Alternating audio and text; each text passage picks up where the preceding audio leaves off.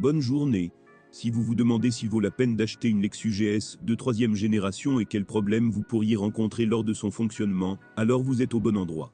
Ainsi, en ce qui concerne l'état du corps, même aujourd'hui, la situation n'a pas fondamentalement changé. Malgré la fine couche de peinture, il n'est pas difficile de trouver un spécimen qui aura un aspect très attrayant. Bien sûr, il ne se passera toujours pas d'éclats et de rayures mineures. On les retrouve sur le bord d'attaque du toit, du capot, autour des poignées de porte et sur les seuils de porte. Mais il est peu probable que vous trouviez de sérieuses poches de corrosion. Une exception concerne les voitures restaurées après un accident. Bien sûr, il peut y avoir de petites poches de rouille sous les pièces de protection en plastique et les casiers, mais on ne cherche pas si loin lorsqu'on achète des voitures d'occasion. Et les vendeurs, compte tenu de la bonne demande pour ce modèle, n'accepteront probablement pas de retirer le plastique de protection. Avec des voitures impliquées dans des accidents, même mineurs, les choses sont plus compliquées. Par exemple, même un léger coup porté sur l'aile arrière entraîne une dépressurisation des coutures. C'est là que commence le processus de corrosion. Malheureusement, les Japonais ont protégé de nombreuses coutures, avec seulement une couche de peinture, ce qui n'était clairement pas suffisant. Lors de l'inspection du coffre, vous devez prendre le temps de retirer la garniture du panneau arrière. La conception de ce dernier s'est avérée n'être pas entièrement réussie, c'est pourquoi le panneau commence progressivement à rouiller au point de contact avec le plastique. Souvent, des poches de rouille très étendues peuvent être trouvées sous le pare-choc arrière, aux endroits exposés au sable et aux pierres projetées sous les roues arrière. Le cadre du pare-brise nécessite une attention particulière lors de l'inspection. Malheureusement, très souvent, les propriétaires découvrent le problème à cet endroit trop tard, lorsque la rouille sort sous la moulure. Heureusement, sur les Lexus GS, qui possèdent encore le pare-brise d'origine, la corrosion reste minime. Le problème avec les optiques, avant qui frottent rapidement de la Lexus GS, n'a pas disparu. De plus, le réflecteur de la lentille brûle assez rapidement, bien que les phares eux-mêmes soient très fiables. De temps en temps, les propriétaires d'une berline japonaise se plaignent de la garniture en plastique située sous le pare-brise. En vieillissant, il faudra probablement le remplacer. Ainsi que les rétroviseurs. Des problèmes moins graves incluent des dommages aux bottes en plastique protégeant le groupe motopropulseur et la transmission automatique. Il n'est pas nécessaire de parler de conséquences fatales dans ce cas, mais conduire avec des morceaux de plastique déchirés n'est guère agréable. Il vaut la peine de vérifier tous les boucliers en plastique recouvrant le bas de la voiture pour garantir la fonctionnalité de leur trou de drainage. Le véritable âge d'une Lexus GS ne doit pas être déterminé par l'état de la carrosserie, mais par l'état de l'intérieur. D'ici 200 à 250 000 km, il ne sera plus possible de masquer les signes du vieillissement à l'aide de produits chimiques bon marché. Un long kilométrage sera indiqué par des sièges usés, du cuir écaillé sur le volant et un revêtement de sol usé. Cependant, personne ne vous empêche d'acheter immédiatement une voiture, de remettre en état les éléments usés et de redonner à l'intérieur de la Lexus GS une apparence presque parfaite. Une peinture de haute qualité ou un remplacement complet des garnitures décoratives des seuils de porte coûtera un peu plus cher. Il n'y a pas de grande plainte concernant le système climatique de la Lexus GS. Bien sûr, cela peut mal fonctionner, mais le plus souvent, le compresseur de climatisation et un capteur de SMOSAL sont à blâmer, qui activent de temps en temps le mode de recirculation. Quant au compresseur de climatisation, en raison de sa conception, qui suppose une petite course des pistons même, lorsqu'il est éteint, au moment où il atteint 170 à 200 000 km, le revêtement en téflon de son disque d'entraînement s'use naturellement. En conséquence, les pistons, qui sont en mouvement constant, commencent à s'user intensément. Si les niveaux d'huile et de fréon chutent à un niveau critiquement bas, il ne sera plus possible d'éviter d'érafler le revêtement du compresseur. De plus, le blocage du disque d'entraînement et des pistons entraîne souvent une défaillance de l'embrayage de débrayage. Souvent, la vanne de régulation du compresseur tombe en panne. Mais comme les compresseurs, avec connexion permanente, sont considérés par la plupart des réparateurs comme irréparables, la plupart des services ne proposeront que leur remplacement. Le rideau arrière qui se brise régulièrement est un autre problème typique de la Lexus GS. La demande de rideaux usagés est si grande qu'il est difficile de les trouver dans les chantiers de récupération. En règle générale, la cause du dysfonctionnement réside dans la boîte de vitesse d'entraînement. Sinon, la berline japonaise ne pose aucun problème. Par rapport aux concurrents allemands, sa conception est assez simple, ce qui a un impact positif sur la fiabilité. En revanche, le même système de navigation standard de la Lexus GS semble aujourd'hui complètement dépassé. Il y a peu de problèmes électriques. Mais il ne faut pas oublier qu'une voiture japonaise est très sensible aux surtensions. Si la tension du réseau est insuffisante, le système de contrôle du groupe motopropulseur commencera à mal fonctionner.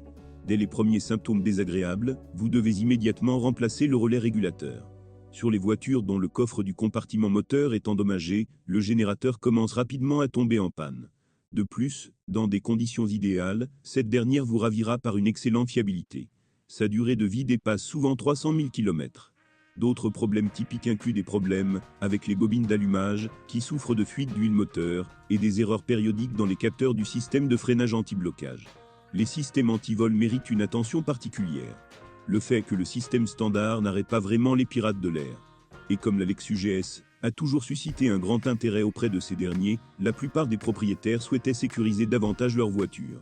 Les nouveaux systèmes anti-vol n'ont pas toujours été installés de manière professionnelle, c'est pourquoi ils deviennent de temps en temps défectueux à mesure qu'ils vieillissent. Dans la grande majorité des cas, sous le capot de la Lexus GS se trouvent les « essence de la série GR ». Les voitures équipées d'un moteur 3G RFSE de 3 litres, qui, selon les marchés, développent de 249 à 256 chevaux, sont les plus vendues. Les instances équipées d'un V6 de 3,5 litres, série 2G RFSE, sont un peu moins courantes. Soit dit en passant, le même moteur a également été installé sur la modification hybride GS 450h. Afin de trouver une berline équipée d'un V8 de 4,3 litres de la série 3 UFE, vous devrez faire de gros efforts. Relativement peu de ces voitures ont été vendues. Quant à la version 4,6 litres la plus puissante, elle est considérée comme quasi exclusive sur notre marché secondaire. Quelle que soit l'unité de puissance installée sous le capot, les nouveaux propriétaires doivent inspecter soigneusement le système de refroidissement immédiatement après l'achat. Le radiateur de refroidissement a tendance à fuir en bas. N'oubliez pas que les radiateurs doivent être nettoyés au moins une fois par saison. Un problème typique avec toutes les unités de la famille GR est un tuyau peu fiable fournissant de l'huile à la culasse. L'insert en caoutchouc se brise rapidement, après quoi le moteur commence à perdre de l'huile. Cela se produit souvent pendant la conduite, après quoi il n'est plus possible de sauver le moteur des réparations majeures. Cependant, il est fort probable que les propriétaires précédents aient déjà remplacé l'ancien tube par un tube entièrement métallique d'un nouveau type. Souvent, lors d'un démarrage à froid, les propriétaires de Lexus GS sont confrontés à des bruits de cognement provenant du régulateur de phase. De plus, des erreurs se produisent souvent dans le système de contrôle de phase. Avec de tels symptômes, il est nécessaire de changer les arbres à cames, leurs ressorts et poussoirs. Cependant, même après réparation, les coups à froid se feront à nouveau sentir après une course de 15 à 20 000 km. Les fuites dans les durites de l'échangeur thermique d'huile sont également assez fréquentes sur les moteurs Lexus GS. Il existe également de nombreuses plaintes concernant la pompe, qui ne peut pas se vanter d'une longue durée de vie. De temps en temps, les propriétaires de Lexus GS rencontrent des régimes flottants. Heureusement, après avoir remplacé les corps de papillon, ils disparaissent généralement. Un autre point faible est le joint du couvercle de soupape, qui commence à fuir avec le temps. Si le joint n'est pas changé pendant une longue période, les modules d'allumage seront constamment dans l'huile. Quant aux bobines elles-mêmes, sur les voitures fabriquées avant 2010, le constructeur les a remplacées par des neuves dans le cadre d'une entreprise de rappel. Si cela n'est pas fait sur l'échantillon sélectionné, vous devez remplacer les bobines vous-même. Le problème du 5e cylindre est une phrase très familière à tous les propriétaires de Lexus GS. Le fait est qu'avec le temps, la compression dans le 5e ou 2e cylindre diminue sensiblement. Et si vous utilisez un endoscope, vous pourrez voir des bavures dans le même cylindre. Dans le pire des cas, si l'appétit en huile s'avère trop important en raison de défauts apparus, l'affaire peut se terminer par un piston cassé. Naturellement, le constructeur et les mécaniciens ont tout mis en œuvre pour comprendre les causes du problème. Il s'est avéré que les principales sources des problèmes étaient le boîtier du filtre à air et l'ondulation qui étaient reliés. Non seulement les joints de la boîte ne peuvent pas se vanter d'être suffisamment étanches, mais l'ondulation commence à se fissurer avec le temps. Le résultat est logique, trop de poussière commence à pénétrer dans le bloc d'alimentation. Les propriétaires font face à cette situation de différentes manières. Quelqu'un essaie de coller la boîte, quelqu'un utilise une pièce similaire du modèle Toyota Mark X, quelqu'un installe un filtre -0. Une autre raison du problème du 5e cylindre est le catalyseur, qui commence à prendre la poussière à mesure que le kilométrage augmente. Apparemment, un flux dit inversé se forme périodiquement dans les profondeurs du système d'échappement, ce qui rend principalement le 5e cylindre inutilisable. Cependant, la détérioration de l'état des cylindres restants, dans ce cas n'est qu'une question de temps. Les facteurs associés à l'apparition de problèmes avec le 5e cylindre sont considérés comme la formation de fissures dans le collecteur d'admission en plastique. La situation est aggravée par le fait que les fissures ne sont pas faciles à remarquer, c'est pourquoi le moteur peut aspirer de la poussière pendant plusieurs années. Particulièrement souvent, des fissures microscopiques dans le collecteur d'admission se produisent après l'avoir nettoyé des dépôts de carbone. En règle générale, le nettoyage doit être effectué tous les 50 à 60 000 km. Si vous refusez de le nettoyer, le moteur perdra progressivement de la puissance. Si la couche de suie s'avère trop importante, tôt ou tard, le morceau tombé tombera sous les vannes ou dans le cylindre. Les groupes motopropulseurs de la Lexus GS ne sont pas à l'abri de l'appétit pour le pétrole. Il y a plusieurs raisons à son apparition. Le problème notoire du 5e cylindre et la banale coquefaction des segments racleurs d'huile et l'usure du groupe piston qui est proche de la critique. En règle générale, la consommation minimale d'huile commence à un kilométrage de 150 à 160 000 km, après quoi elle commence à progresser petit à petit. Une autre chose est que désormais, vous ne pouvez plus compter sur un kilométrage similaire pour les exemplaires d'occasion. Si le compteur kilométrique affiche toujours des chiffres aussi attrayants, il y a de fortes chances que le kilométrage ait déjà été ajusté. Pour un kilométrage de 250 000 km, la compression dans le 5e cylindre, par rapport aux autres, est sensiblement réduite. Si vous choisissez la bonne huile, vous pouvez facilement l'accepter. C'est une autre affaire, si la compression dans le cylindre problématique et dans les cylindres restants diffère de 2 à 2,5 fois. Dans ce cas, il ne sera plus possible de reporter longtemps des réparations sérieuses. Tous les ateliers n'entreprendront pas la restauration des groupes motopropulseurs de la famille GR. Le gainage nécessite un équipement de haute qualité qui n'est pas disponible partout. De plus, avec un kilométrage de 250 à 300 000 km, presque tous les accessoires devront être remplacés. Et si, dans l'ouest du pays, on essaie toujours de réparer les moteurs Lexus GS, dans les régions de l'Est, les unités en panne sont simplement remplacées par des neuves. Heureusement, il n'est pas difficile de trouver un moteur contractuel en bon état. Dans le même temps, les propriétaires de Lexus GS achètent souvent des unités du modèle Mark X, ils achètent souvent non seulement le moteur, mais également tous les accessoires associés à une boîte de vitesse. Si vous pouvez trouver une Lexus GS avec un moteur de 4,3 litres de la famille 3UFE, alors cette option vaut vraiment la peine d'être examinée de plus près. Cette unité de puissance est avérée très fiable et techniquement simple. L'expérience d'exploitation sur d'autres modèles a montré qu'avant une révision majeure, un V8 de 4,3 litres peut facilement parcourir environ 1 million de kilomètres. Bien sûr, avec un kilométrage de 400 à 500 000 km, les segments et la culasse devront probablement être remplacés, mais même malgré cela, la fiabilité peut être qualifiée d'exceptionnelle. La ressource du V8 de 4,6 litres, série 1 d'Urfeu, est sensiblement moindre, vous ne devriez donc pas spécifiquement rechercher une telle version. De plus, vous devez être préparé à l'avance au fait que l'entretien d'un puissant moteur 8 cylindres ne sera pas bon marché. Les versions de la Lexus GS à transmission intégrale sont très rares. Quant aux boîtes de vitesse, il n'y a pas d'alternative à une guillemette automatique. La version de base du GS300 est équipée d'une boîte de vitesse ES1 à 6 rapports. La boîte n'est pas mauvaise au départ, mais est conçue pour un couple ne dépassant pas 320 Nm. Et comme le couple du moteur essence 3 litres est de 314 Nm, la boîte doit constamment travailler à la limite de ses capacités. Les moteurs des versions GS350 et GS430 sont équipés d'une transmission automatique conçue pour un couple allant jusqu'à 420 Nm.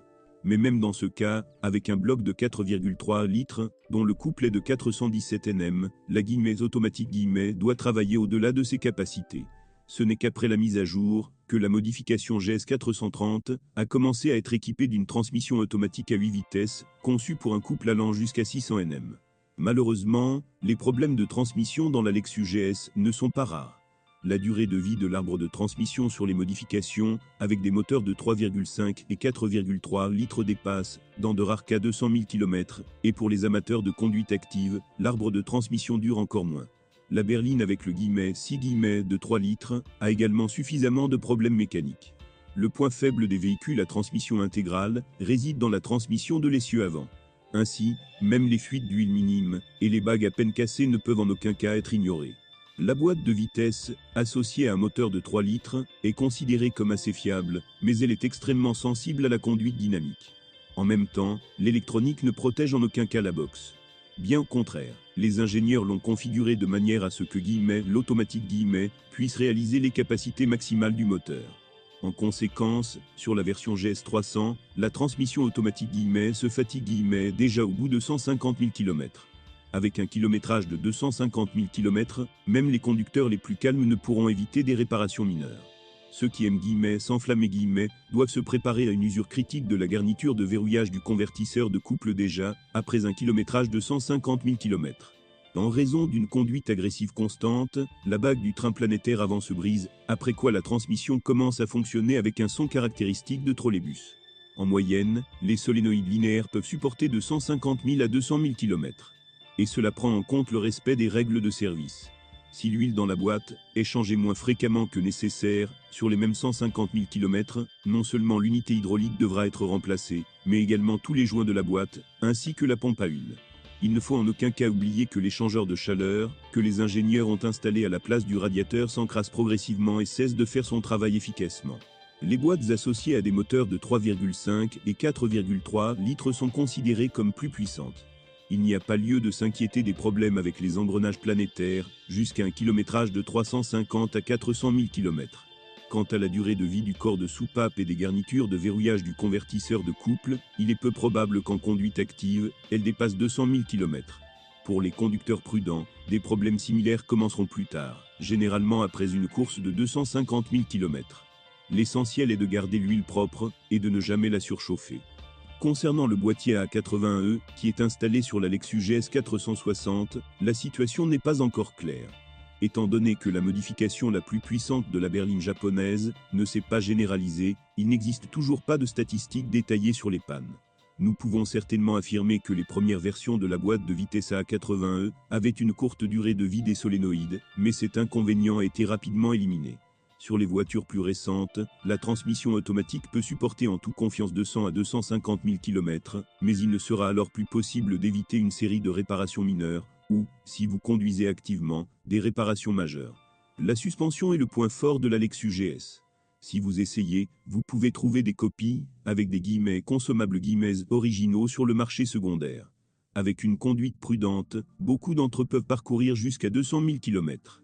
Bien que les jambes de force stabilisatrices et le bloc silencieux arrière du bras de commande inférieur abandonneront bien sûr plus tôt, les amortisseurs parcourent environ 150 000 km sur une berline japonaise.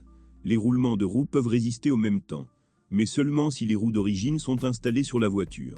Mais même avec de grandes roues guillemets 18e, les roulements de roues peuvent supporter au moins 80 000 km. La direction assistée électrique est fiable. Ce n'est qu'après 200 000 km que son capteur de couple peut tomber en panne. Il n'y a plus de problème avec la crémaillère de direction. En grande partie à cause des bagues latérales trop rigides des crémaillères, qui commencent à tarauder même avec une usure minime. À kilométrage élevé, la crémaillère commence à se coincer. Le plus souvent, la raison réside dans la pénétration de saleté dans les billes de recirculation.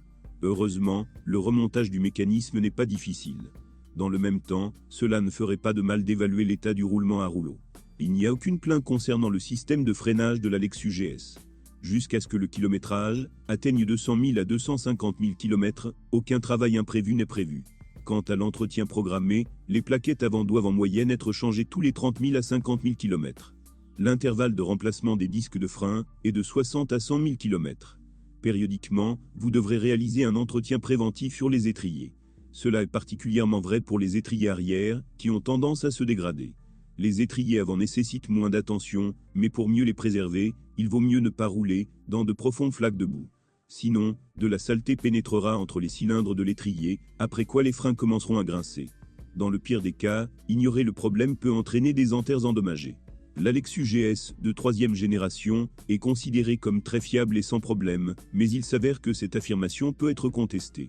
Des réclamations très sérieuses peuvent être faites à la fois sur la carrosserie de la berline japonaise et sur ses groupes motopropulseurs.